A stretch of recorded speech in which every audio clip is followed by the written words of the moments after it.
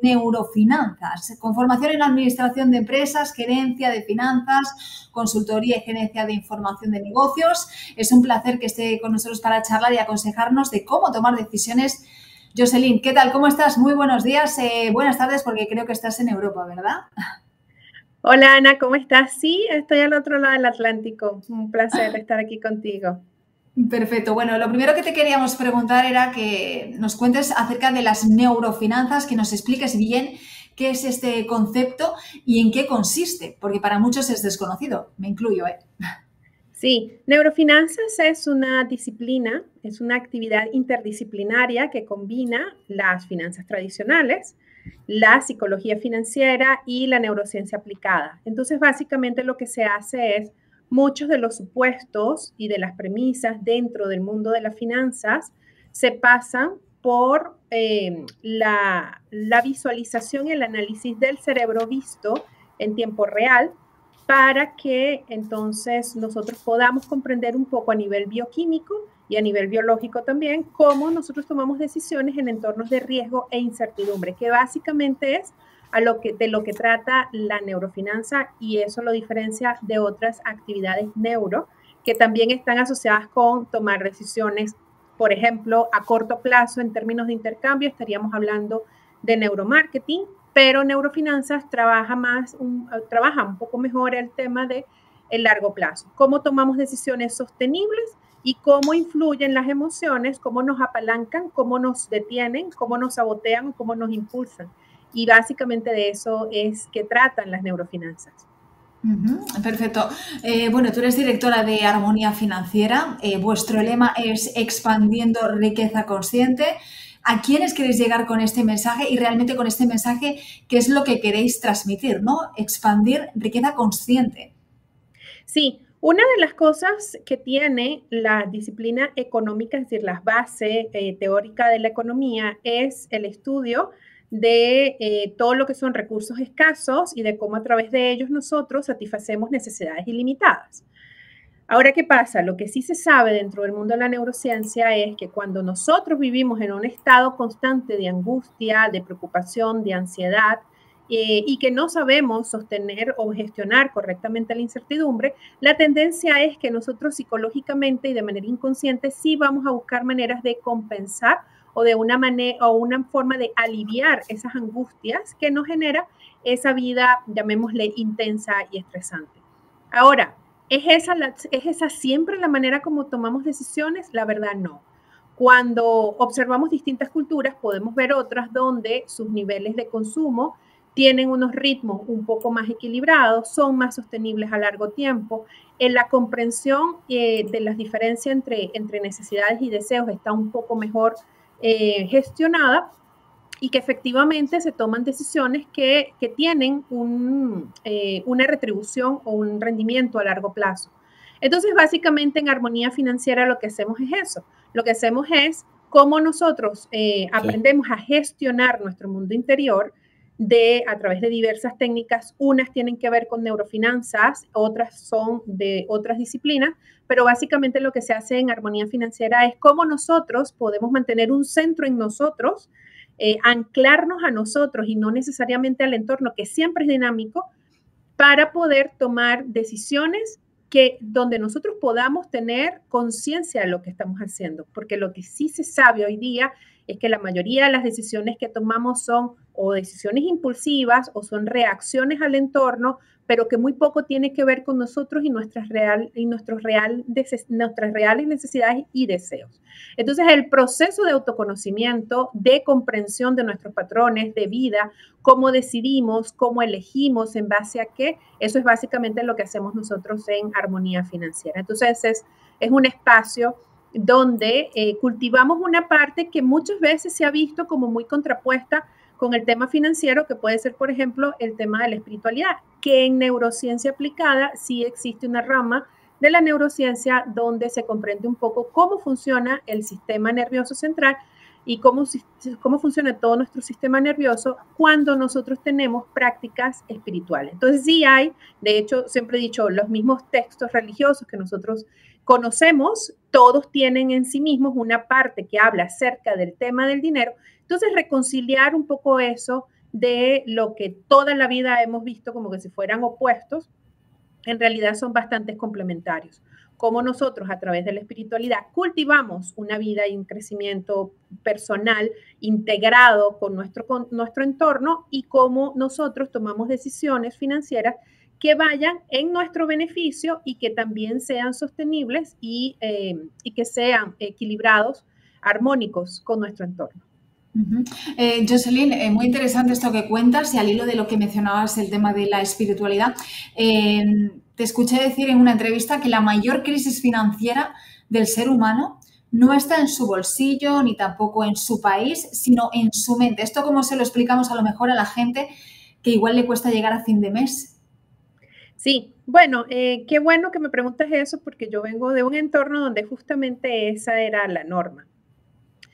Y fíjate, ahí dentro del esquema de armonía financiera y dentro de lo que yo le enseño o compartimos en la comunidad, está el que nosotros tenemos como 3 niveles, de la misma manera como podemos tener 3 niveles en nuestro cerebro, tenemos una parte que es como la más de sobrevivencia, la más reactiva, la más impulsiva. Tenemos otra que conecta un poco más con emociones, con recuerdos, memorias, ideas y conexiones con la gente. Y luego tenemos una parte que es un poco más ejecutiva, más de largo plazo, más un poco pensada. De esa misma manera, en Armonía F nosotros tenemos 3 niveles de gestión financiera, porque en la medida en que nosotros podemos priorizar, y esta es una premisa muy clara dentro del mundo de las finanzas, a quien le va bien con el dinero no es que el que tiene más, es el que sabe establecer prioridades y sabe tener orden con ese dinero que tiene. Entonces, en este sentido, nosotros tenemos 3 niveles. El primer nivel es el de seguridad financiera. Seguridad financiera es todo lo mínimo básico que yo requiero para poder dormir tranquilo. Y aquí este es una de las más difíciles porque nosotros tenemos la tendencia a llamarle necesidad a cosas que no necesariamente son necesidad porque no hemos aprendido a gestionar sustitutos de eso. El segundo es lo que nosotros llamamos la comodidad financiera, y la comodidad financiera tiene mucho que ver con nuestro estilo de vida diario, con nuestra forma de vida y que es dinámico en función de las diferentes o etapas de nuestra vida o las prioridades que nosotros tengamos. No vamos a tener el mismo nivel de comodidad financiera cuando nosotros tenemos 10 años trabajando sin tener un gasto importante a cuando nosotros, por ejemplo, hemos hecho un desembolso importante, acabamos de comprar un apartamento, acabamos de comprar una casa o hicimos un gasto representativo. Entonces, por supuesto que nuestra finanza se ve moldeada y nuestro estilo de vida, aunque a largo plazo debería estar mejorando, pero en el corto plazo se ve un poco trastocado. Entonces, en realidad no es que nos está yendo mal, estamos incómodos porque estamos tomando decisiones en ese momento. Y tiene que ver con la gestión de la transitoriedad. Y luego tenemos el tercer punto, y el tercer nivel es lo que llamamos placer financiero, porque nosotros sí tenemos una tendencia a ver el dinero como que si fuera algo que es, a ver, como que si fuera algo que solo necesita tener una función de urgencia, de sobrevivencia. Y entonces no creamos espacios sanos de esparcimiento, no creamos en nuestro presupuesto, muchas veces le digo a la gente, es que no creas un presupuesto para algo que realmente te resulte placentero y que sea algo que a lo mejor lo haces una sola vez en el año, pero que hacerlo una sola vez en el año nutre tu mundo interior. Entonces, esos son como los 3 niveles. Ahora, una cosa importante es también entender que el dinero representa más o menos entre el 0,76 y el 1% de todo lo que conforma el sistema financiero a nivel mundial. ¿Esto qué quiere decir? Que hay un 99% que tiene que ver con finanzas, que no pasa por dinero y que hay inclusive muchísimo más dentro de lo que no se puede contar, porque lo que siempre perdemos de vista es que las finanzas solo toca la parte que es material, que se puede contar, que tiene límites y que efectivamente es inteligible al cerebro humano. Hay muchas otras cosas que nosotros podemos tener, disfrutar, gestionar, vivir, experimentar y que no va a pasar por dinero. Cuando nosotros observamos de repente dentro de este concepto de crisis económica, bueno, muchas veces una crisis económica no es más que un proceso de transición y de hecho hay economistas como por ejemplo Bernard Lietaer, que es un economista belga que trabajó y participó en el proceso de creación del euro, que él siempre, una de las premisas que él siempre tenía era que cuando se evalúan los procesos económicos te das cuenta de que casi que la tendencia natural de la economía es a ser cíclica, es a ser dinámica, es a estar siempre en movimiento, y de que es la idea del ser humano y la necesidad de anclarse al dinero como un mecanismo de seguridad absoluta lo que hace que nosotros veamos todos los movimientos de la economía como que si fueran unas crisis. Cuando en realidad, a nivel, cuando se evalúa toda la historia, nos vamos dando cuenta que nunca ha habido tal cosa como algo que no se mueve. Como siempre digo, todo lo que tiene vida es dinámico, se mueve, y que uno de los procesos humanos es aprender a gestionar la incertidumbre, aprender a anclarnos internamente a todo lo que nos da valor, y eso en psicología se llama locus de control interno. Y lo otro es reconocer que la vida es dinámica y que nuestra preparación no es a buscar algo que sea estático, inmóvil, y sobre eso generar una idea falsa de seguridad. Más bien es ver cómo la dinámica externa me puede servir y me puede sumar a mi bienestar, y cómo yo aprovecho muchas cuestiones del entorno como oportunidades de crecimiento. Es decir, al final es ver la vida como un progreso y no como algo a donde llegué y donde ya no debería moverme. Interesante. Luego hablaremos del tema de crisis financiera, del miedo a tomar decisiones por el hecho de perder cantidades de dinero, en fin. Pero te quería preguntar, en líneas generales, aunque ya has mencionado algunas, ¿cómo podemos tomar mejores decisiones financieras desde la neurofinanza? Imagino que entran en juego todas las emociones que has comentado, pero si nos puedes dar 2 o 3 decisiones clave para tomar decisiones, como decíamos, de manera segura desde la neurofinanza. Sí, lo primero es no tomar decisiones financieras en menos de 24 horas. ¿Por qué? Porque las decisiones que son financieras, que tienen que ver y que afectan nuestro presupuesto, las emociones suelen, y cuando no tenemos una correcta gestión emocional personal, las emociones suelen teñir de irrealidad, es decir, nos conectamos mucho con la ilusión de ciertos escenarios y de ciertas ideas cuando estamos en la expectativa de un desembolso. Entonces, esperar 24 horas, esperar que las emociones bajen un poquito, tener la sensación y además la responsabilidad de buscar qué otras alternativas tengo, cuáles son mi capacidad de comparar precios, de hacer análisis de valor, de precio-calidad. Es decir, todas esas cosas que, como siempre he dicho, lo importante nunca es urgente, y cuando hay alguien que realmente te está presionando para que tomes una decisión rápida y urgente, está violando todo tu proceso de decisión desde un punto de vista financiero y neurológico, porque está trabajando con tu sistema simpático, es decir, está alterando todo tu sistema de decisiones sostenibles para que tú tomes una decisión rápida, inmediata, y que no sabes si la vas a poder sostener a largo plazo. Eso es lo primero. Lo segundo es, nosotros necesitamos revisar las ideas que tenemos o los contextos donde tomamos decisiones. A veces tomamos decisiones más para pertenecer a unos grupos o como para ser parte de unos espacios que la mirada personal de lo que realmente yo estoy necesitando en este momento.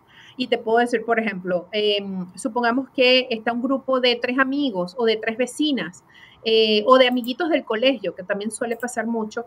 Entonces yo veo que mi amiga se acaba de comprar un bolso nuevo, y entonces yo lo veo y a mí me gusta. Y aquí hay una cosa importante, que a mí me guste lo que el otro tiene no implica que yo lo tenga que comprar o que lo tenga que tener.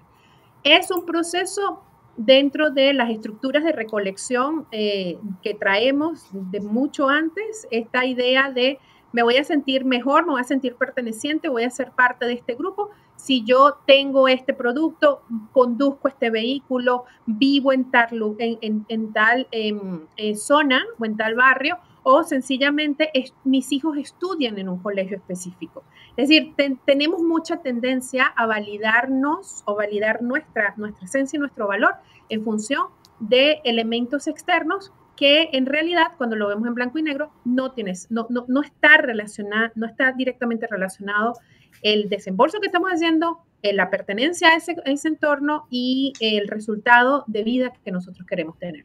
Entonces, eso sí es muy importante porque naturalmente al cerebro sí le gusta formar parte de grupos, la gestión, el tema de pertenecer y ser aceptado forma parte de la estructura básica del cerebro porque tiene que ver con la sobrevivencia y trascenderlo es una responsabilidad personal que se ve bastante impactada en la salud financiera. Me ha encantado el primer consejo, el tema de las 24 horas. ¿Cuántas veces nos hemos dejado llevar por compras impulsivas de las que luego a lo mejor nos hemos tenido que arrepentir, ¿eh? Pero bueno, hablemos también de emprendimiento, porque muchos tenemos miedo a emprender, de no tener éxito con un proyecto en el que invertimos un dinero que luego podemos perder.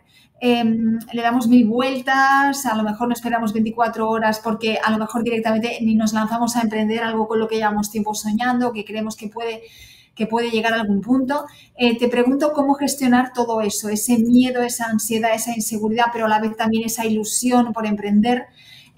¿Aquí qué consejos nos darías? Bueno, lo primero que tengo que decir es que el mismo mecanismo que genera la ilusión es el mismo mecanismo que genera la angustia, porque al final estamos hablando de cómo frento yo la incertidumbre en mi vida. Hay personas que crecieron en entornos, y entonces ahí se me voy un poco a la parte psicológica, que crecieron en entornos donde la novedad era mal vista, arriesgarse era peligroso, e inclusive lo podemos ver hoy día en los parques cuando ves a los mamás o a los papás viendo a los niños en el parque que los están cuidando.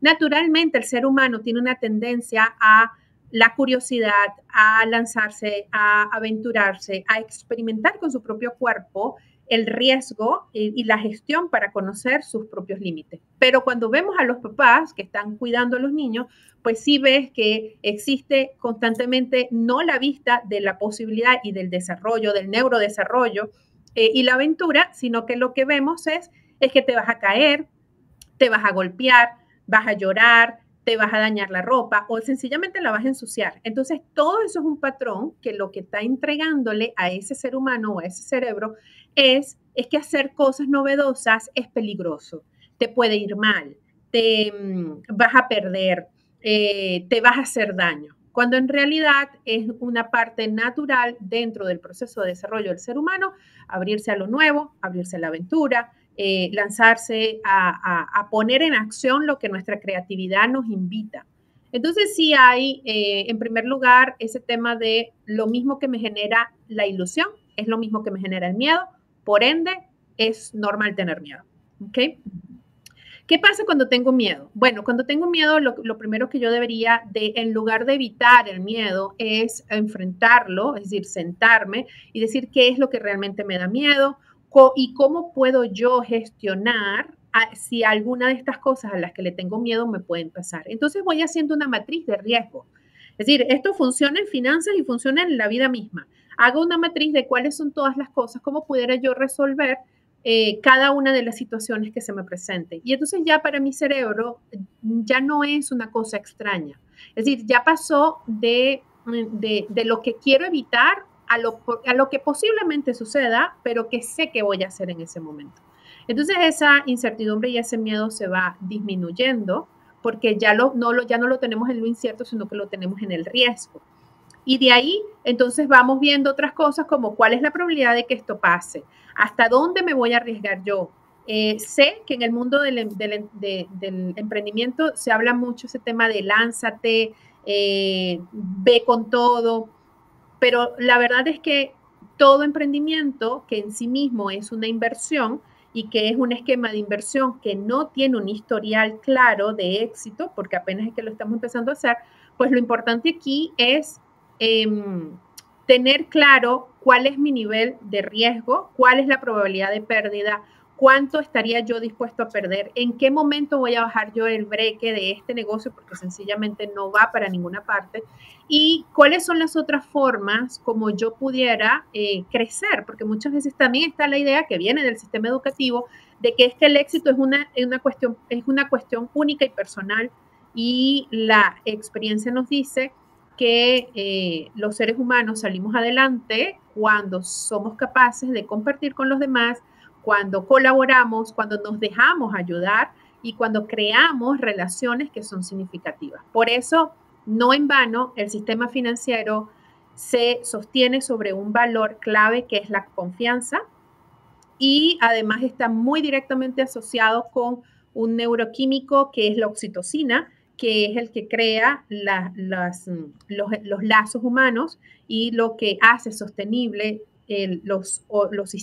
hace sostenible los sistemas dinámicos humanos a largo plazo. Entonces, es dejarlo de verlo como una batalla personal, no afrontarlo como que si estuviéramos presentando un examen de un doctorado y dejarnos ayudar, cosa que en la escuela no nos enseñaron mucho, porque teníamos que pasar solitos la materia.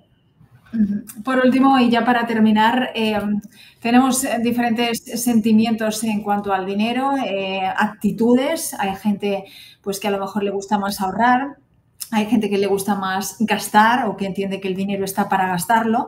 Hay gente que tiene una relación de miedo con el dinero, que cuenta, que mira las cuentas en no llego, tal. Entonces, ¿cuál es la manera de tener una relación, y yo diría aquí el adjetivo sana, con el dinero? Como te digo, para no volvernos locos, para decir, bueno, pues has mencionado los 3 niveles que me parecían muy interesantes, pero ¿cuál es la manera o el truco para tener una relación sana con el dinero? Mira, lo primero es saber que la información que nosotros tenemos con respecto al dinero es una información que es adquirida en casa. Es decir, tiene mucho que ver con lo que yo vi a los demás hacer con el dinero o relacionarse con el dinero. Si yo vengo de un entorno donde el dinero se ahorraba porque probablemente algo mal iba a pasar, entonces mi relación con el dinero siempre es para que cubra desgracias. Entonces me va a costar disfrutarlo, me va a costar utilizarlo en esquemas de placer, de esparcimiento. Lo otro es cuando yo vengo de un entorno donde alguno de mis cuidadores tomó una decisión financiera donde hubo una pérdida significativa que afectó la calidad de vida del resto del grupo, efectivamente sí se instala un miedo y se instala el miedo de que es que si no tengo dinero, yo voy a quedar desamparado. Entonces el miedo ni siquiera es a la falta de dinero, es el miedo al desamparo, es la creencia de que si yo pierdo este dinero, entonces yo es como que si ya no lo voy a poder tener más nunca. ¿Bien?